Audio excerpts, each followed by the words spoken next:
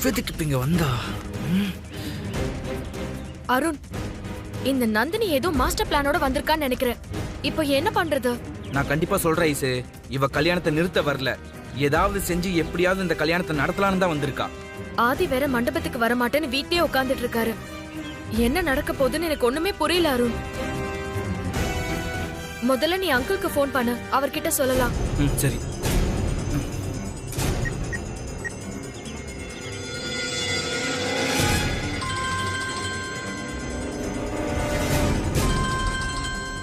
அருண் கால் பண்றான். என்ன விஷயம்னு தெரியலையே. ஹலோ அருண். பா, ப்ரோ என்னதான் முடிவு பண்ணிருக்காரு? ஆதி மண்டபத்துக்கு வரமாட்டேங்கிற அவனோட முடிவுல உறுதியா இருக்கான் அருண். கொஞ்ச நேரத்துக்கு முன்னால உங்க அம்மா ஃபோன் பண்ணாங்க. பட்டு வேட்டி சட்டையோட ரெடி பண்ணி கூட்டிட்டு வர சொன்னாங்க. உங்க அம்மா கிட்ட போன்ல பேசிக்கிட்டு இருந்தத ஆதி மாடியில இருந்து கேட்டுக்கிட்டு தான் இருந்தான். உங்க அம்மா கிட்ட பேசி முடிச்சிட்டு நான் வேட்டி சட்டையை எடுத்துக்கிட்டு ஆதி கிட்ட போய் ரெடியாக சொன்னேன். அவன் மாட்டேன்னு சொல்லிட்டான். இப்போ ஆதி அவன் ரூம்ல கூட இல்ல, எங்கேயோ வெளியே கிளம்பி போயிட்டான். எனக்கு என்னமோ ஆதி மண்டபத்துக்கு வரமாட்டான்னு தான் தோணுது. பா, அம்மா வேற இங்க டென்ஷனா இருக்காங்கப்பா. இதுல இந்த நந்தினி வேற வந்து மண்டபத்துல உட்காந்துக்கிட்டு இருக்கா. என்னது, நந்தினி வந்திருக்காளா? ஆமாப்பா, அம்மா கிட்ட இந்த கல்யாணத்தை தடுத்து நிறுத்த போறேன்னு சவால் விட்டு இருக்கா. அப்படி சவால் விட்டாதான் உன் அம்மா ஆதி மித்ரா கல்யாணத்தை எப்படியாவது நடத்தி காட்டுவான்னு நந்தினி இந்த மாதிரி பிளான் பண்ணிருப்பாரு. பா, ஏதாவது ப்ரோ கிட்ட சமாதானம் சொல்லி மண்டபத்துக்கு அவர் கூட்டிட்டு வாங்கப்பா. இல்லைன்னா அம்மாவை சமாளிக்க முடியாதுப்பா. இந்த நந்தினி வந்ததுல இருந்து அம்மா ரொம்ப டென்ஷனா இருக்காங்க. எனக்கு புரியுது அருண். எப்படியாவது ஆதியை கூட்டிட்டு வர ட்ரை பண்றேன். நாங்க வர வரைக்கும் நீ உன் அம்மாவை மேனேஜ் பண்ணிக்கோ. சரிப்பா, கொஞ்சம் சீக்கிரம் வர பாருங்க. சரி. அங்கிள் என்ன சொன்னாரு? ப்ரோவை எப்படியாவது கூட்டிட்டு வரேன்னு சொன்னாரு. சரி வா, உள்ள போலாம்.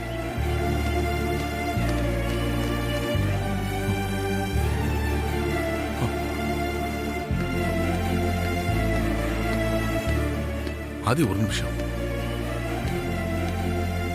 அருண் இப்பதான் போன் பண்ணா. நந்தினி மண்டபத்துக்கு வந்திருக்காளா? உங்க அம்மா கிட்ட ஏதோ சவால் விட்டு அங்கேயே உட்கார்ந்துருக்காளா? இதுக்கப்புறமும் மண்டபத்துக்கு போகாம இங்கே இருக்கிறது சரியா படல. கிளம்பி போலாம் ஆதி. நந்தினி வந்ததுல இருந்து உன் அம்மா வேற டென்ஷன்ல இருக்காளா? அருண் ஐஸ்வர்யா கூட என்ன நடக்க போகுதுன்னு தெரியாம டென்ஷன்ல இருக்காங்க. உங்க அம்மா திடீர்னு இங்க கிளம்பி வந்தாலும் வந்துருவாங்க. இனிமே லேட் பண்ண வேண்டாம், கிளம்பி போலாம் ஆதி.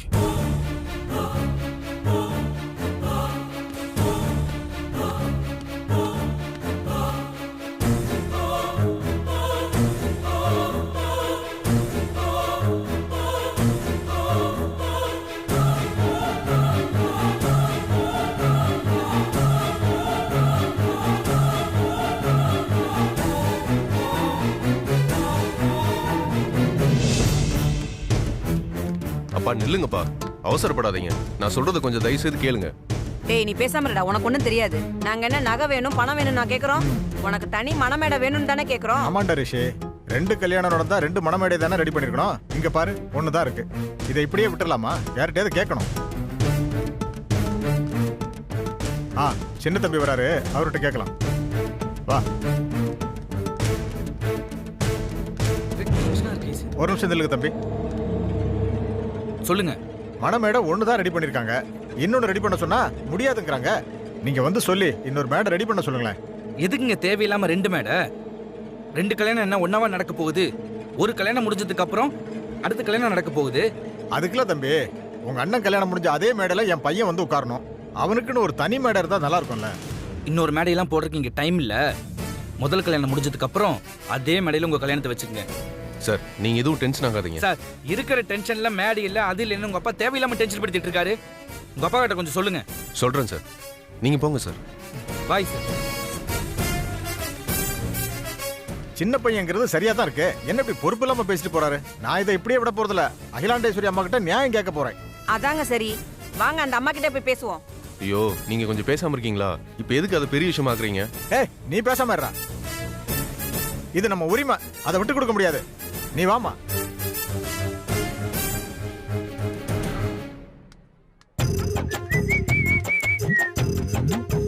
மூஞ்சியெல்லாம் வாசலாம் எவன் கல்யாணத்துக்கு வருவான்? இதெல்லாம் மனஜா பார்க்க மாட்டாளே.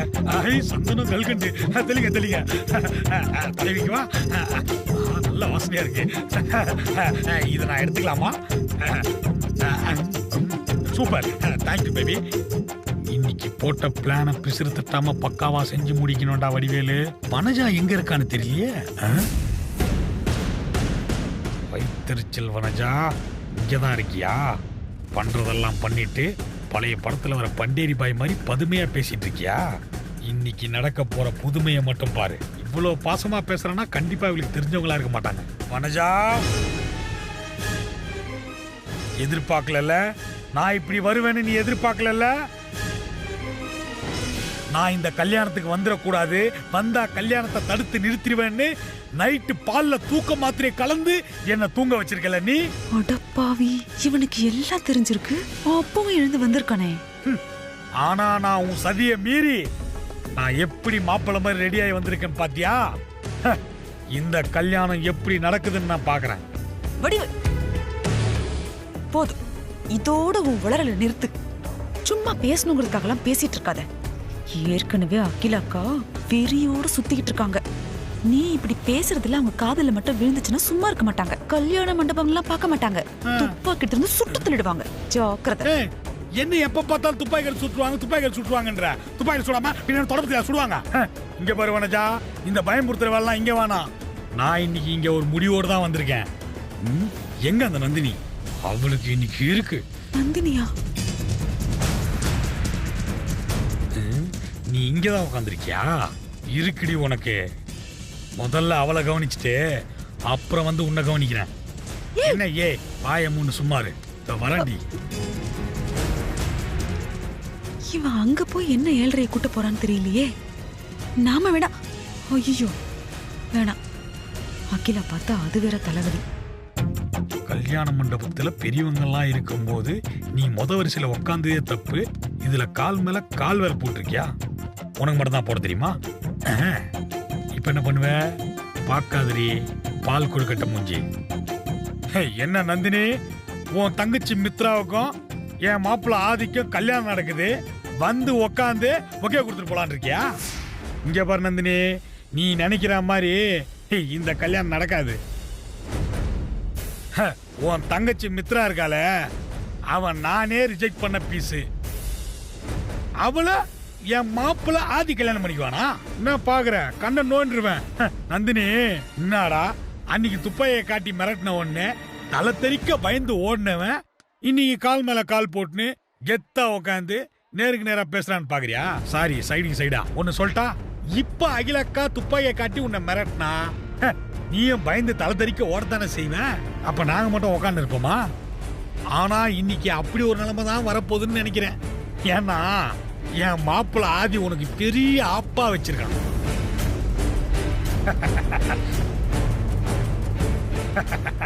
என்ன நந்தினி, டென்ஷனா இருக்கா? இரு, நான் போய் உனக்கு கூல் ட்ரிங்க்ஸ் கொடுக்க சொல்றேன்.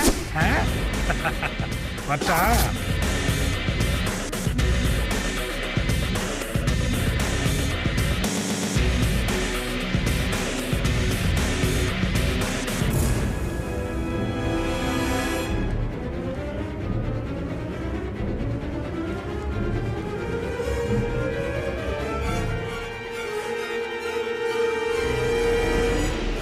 வணக்கம்மா. நான் கூப்பிடுறேன்.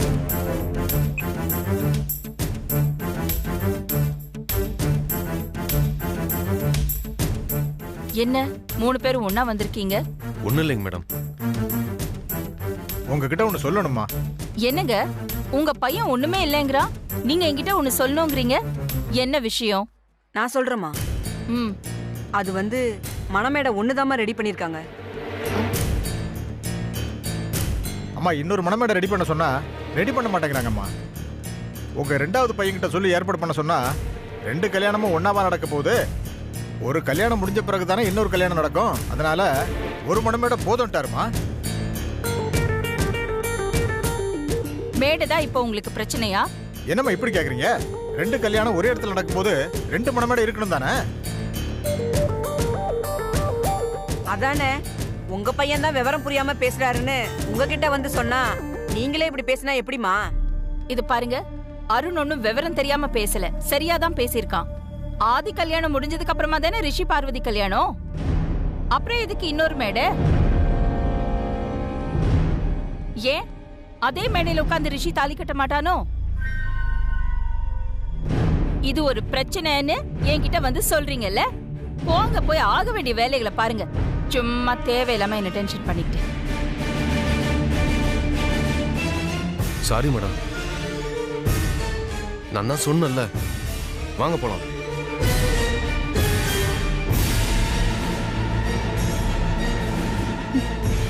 செம்ம கோவத்துல இருக்கா போல இருக்கு, யூஸ் பண்ணிக்கோ. அக்கா, ஆதி வரலங்கிற கோவத்துல தான் நீங்க அவங்க கிட்ட சத்தம் போடுறீங்கன்னு எனக்கு புரியுதுக்கா. ஆனா என்னக்கா செய்யறது? நீங்களே பாருங்க, ஆதி மித்ரா கல்யாணத்துக்கு அப்புறம் தானே இந்த ரிஷி பார்வதி கல்யாணம். ஆனா ரெண்டாவது நடக்க போற கல்யாணத்துக்கு மாப்பிள்ளை இப்பவே ரெடியாகி நிக்கிறான். முதல்ல கல்யாணம் பண்ணிக்க போற ஆதி இன்னும் மண்டபத்துக்கே கிளம்பி வரல. என்ன சொல்றது? ஒரு விஷயம் கவனிச்சிங்களாக்கா? இல்ல, இப்போ நம்ம சைடுல பாத்தீங்கன்னா ஆதி மித்ரா கல்யாணத்துக்கு மித்ரா ரெடியாகி நிக்கிறா. மாப்பிள்ள ஆதி இன்னும் மண்டபத்துக்கே வரல. அந்த பக்கம் மாப்பிள்ள ரிஷி ரெடியாகி நிக்கிறா. ஆனா கல்யாண பொண்ணு பார்வதி இன்னும் ரெடியாகி மண்டபத்துக்கே வரல. என்ன நினைக்கிறது? இதெல்லாம் தானா நடக்குதா இல்ல ஏதாவது பேசி வச்சு நடக்குதான்னு தெரியலையேக்கா. என் மேல கோவப்படக்கூடாது அக்கா. இப்போ ரிஷியோட அப்பா அம்மா வந்து மேடை சரியில்லைன்னு சொல்லி கம்ப்ளைண்ட் பண்ணிட்டு போன மாதிரி கொஞ்ச நேரம் கழிச்சு வந்து கல்யாண பொண்ணு ஏன் இன்னும் வரல அப்படின்னு கம்ப்ளைண்ட் பண்ண போறாங்கக்கா. அப்புறம் இந்த கல்யாணத்தை முன்ன நின்று நடத்தணும்னு நினைக்கிறேன். உங்களுக்கு தானக்கா அவமானம். நீங்க முதல்ல பார்வதிக்கு போனை போட்டு மண்டபத்துக்கு கிளம்பி வர சொல்லுங்கக்கா. சொல்லுங்கக்கா. யோசிக்கிறா. யோசிம்மா, யோசி.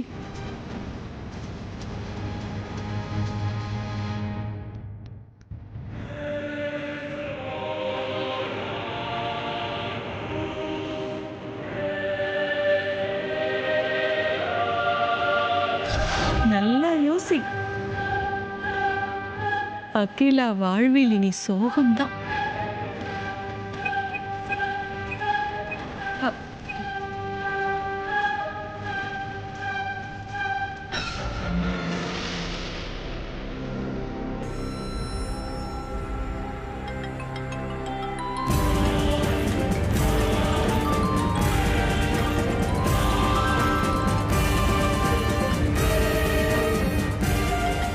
அம்மா ஃபோன் பண்றாங்க.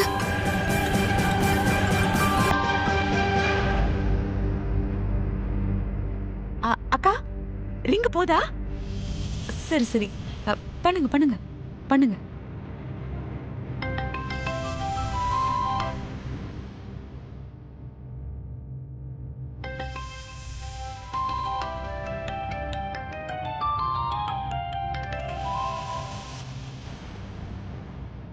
அகிலா போனையே அட்டன் பண்ணாம இருக்கான்னா அவ எவ்வளவு தைரியத்துல இருக்கணும். ஏதோ பெருசா பிளான் பண்ணி தான் வச்சிருக்காங்க போல இருக்கு.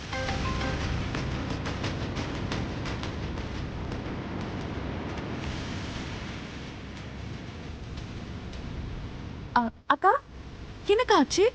பார்வதி போன் எடுக்கவே இல்லையா? ரிங்க போச்சாக்கா? எங்க போயுமா எடுக்கல? ஐயோ, என்ன தைரியம் பாத்தீங்களாக்கா? உங்க போனே எடுக்காம விட்டுருக்கா. நீங்க தந்த இடம். என்னக்கா இதெல்லாம்?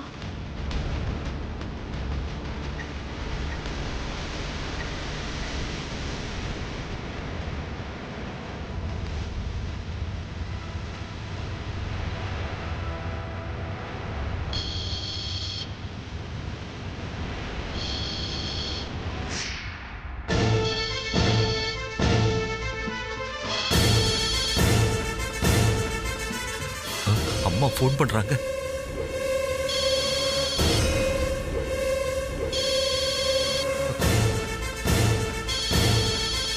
இன்னும் ஏன் மண்டபத்துக்கு வரலைன்னு கேட்பாங்களே, நான் என்ன பதில் சொல்றது? ஃபோன் அட்டெண்ட் பண்ணாதீங்கப்பா, பேசாம விட்டுருங்க. என்ன சுந்தரமும் போன் எடுக்க மாட்டேங்கிறாரு?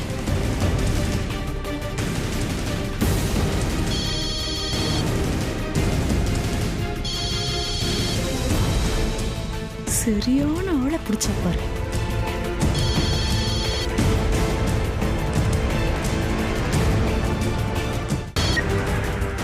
அம்மா, என்ன சுந்தரம், ஏன் போன் எடுக்க இவ்ளோ நேரம்? அப்படி கேடு. பொண்ணு போன் எடுக்கலன்னதும் அப்பனுக்கு போனை போட்டா பாரு. அப்ப சரி, விஸ்வாசம் இன்னும் கொஞ்ச நேரத்துல பொண்ணை கூட்டிட்டு மண்டபத்துக்கு வந்துருவான். அகிலாவா கொக்கா? அது வந்துமா, நானே மண்டபத்துக்கு வந்துட்டேன். பார்வதியை கூட்டிக்கிட்டு மண்டபத்துக்கு வராம இன்னும் அங்க என்ன பண்ணிக்கிட்டு இருக்க? இதுதான் நீ என் மேல வச்சிருக்கிற மதிப்பு, மரியாதை, விசுவாசமா சுந்தரம்? மண்டபத்துல மாப்பிள்ளை வீட்டுக்காரங்க முன்னாடி நான் தலை குனிஞ்சு நிக்கணும்னு ஆசைப்படுறியா சுந்தரம்? பார்வதிக்கு கல்யாணம் பண்ணி வைக்கிறது என்னோட கடமைன்னு நான் உனக்கு வாக்கு கொடுத்திருக்கேன். அதை நிறைவேற்ற முடியாம நான் உன் முன்னாடி தலை குனிஞ்சு நிக்கணும்னு நீ நினைக்கிறியா? அம்மா, நான் கும்பிடுற சாமி நீங்க. நான் போய் அப்படியெல்லாம் நினைப்பேனாமா? இப்போ நீ சொன்னது உண்மைன்னா இன்னும் 10 நிமிஷத்துல பார்வதியோட நீ மண்டபத்துல இருக்கணும். அப்படி இல்ல அப்புறம் நீ என்ன உயிரோடவே பார்க்க முடியாது சுந்தரம்.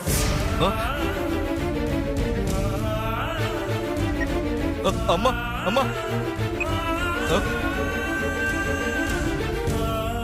இத வேற அடிக்கடி சொல்லி என்ன சந்தோஷப்படுத்திக்கிட்டே இருப்பா. அதுக்கு தானே நான் வெயிட்டிங். அது எப்ப நடக்கும்? அந்த கண்கொள்ளா காட்சியை பார்க்கணும். அந்த வேலை முடிஞ்சது. விசுவாச பொண்ணை கூட்டிட்டு வந்துருவா. என்னப்பா அம்மா என்ன சொன்னாங்க? இன்னும் 10 நிமிஷத்துல உங்க அக்கா மண்டபத்துல இருக்கணும்னு சொல்றாங்கடா. அப்படி இல்லைன்னா அம்மாவை உயிரோட பார்க்க முடியாதுன்னு சொல்றாங்கடா. இப்ப என்னப்பா பண்ண போறீங்க? உன் அக்காவை மண்டபத்துக்கு கூட்டிட்டு போக போறேன். பார்வதி,